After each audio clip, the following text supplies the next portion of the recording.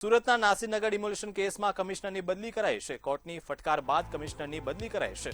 કમિશનરની બદલીથી સ્થાનિકોમાં અસંતોષ। હાઈકોર્ટના આદેશ છતાં મકાન ન ફાળવવાનો આરોપ। વારંવાર રજૂઆતો છતાં ઘર મળ્યા ન મળતા રોષ। પીડિતોએ ન્યાયની માંગ કરી છે।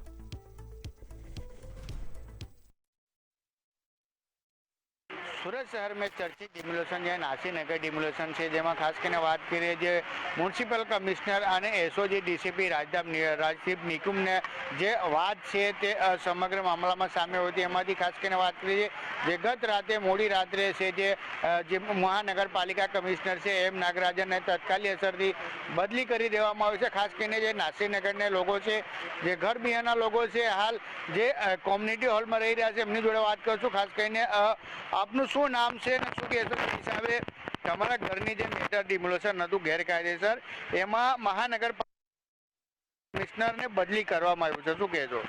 मेरा नाम जाय है और जो भी कोर्ट ने फैसला करी है ये कमिश्नर को ये दूसरी जगह वो चलो अच्छा करी है, मगर उससे हमारा कोई फायदा नहीं है क्योंकि वो एक नौकरी से जाके दूसरी नौकरी पे तो है ही। लेकिन आज हम घर के बेघर होके बैठे हैं, जो हमारे सर पे छत नहीं है, हमारे को घर नहीं है रहने को, खाने की सही से सुविधा नहीं है, पर ऐसा यूँ समझो एक जानवर की तरह हम लोग रह रहे।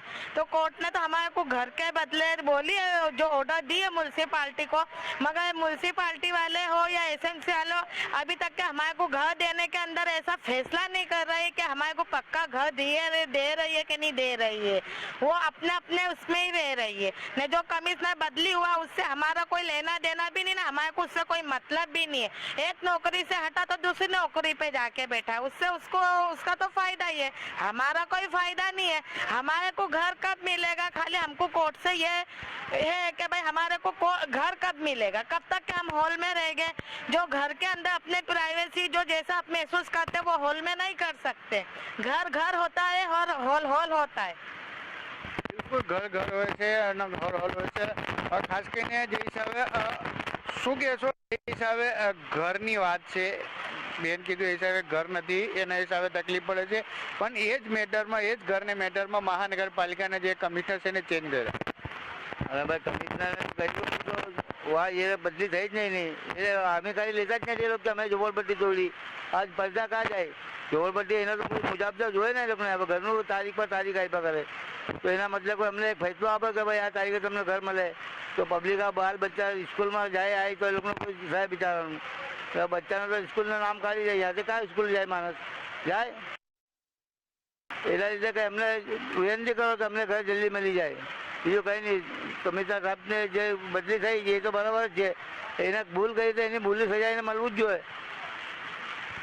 આ નાસીનગરના લોકો છે જેમ કહી રહ્યા છે કે હાલ જે હિસાબે એમને ભૂલ હતી, જે ગેરકાયદેસર ડિમોલેશન કરવામાં આવ્યું એ હિસાબે બદલી થઈ, એમને જે કોર્ટ દ્વારા જે કહેવામાં આવ્યું ત્યારબાદ બદલી થઈ છે। પણ ખાસ કરીને વાત કરીએ જે હિસાબે તત્કાલી અસરથી બદલી કરવામાં આવ્યો છે અને લોકોને એમ કહી રહ્યા છે કે એમને બદલી તો થઈ ગઈ, પણ ખાસ કરીને જે અમારે ઘરની જે વાત છે હજી સુધી થવા છે એમાં હજી કોઈ ફેસલા લેવામાં નથી આવ્યો કે ક્યાર સુધી।